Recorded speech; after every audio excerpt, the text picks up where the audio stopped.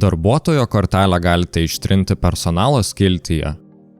Pasirinkite darbuotoją iš sąrašo.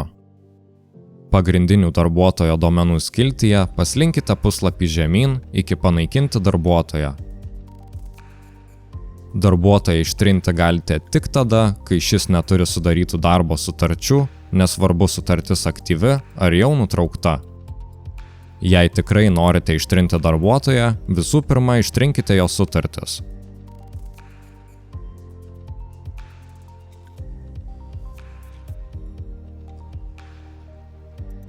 Grįžkite į pagrindinių darbuotojo duomenų skiltį.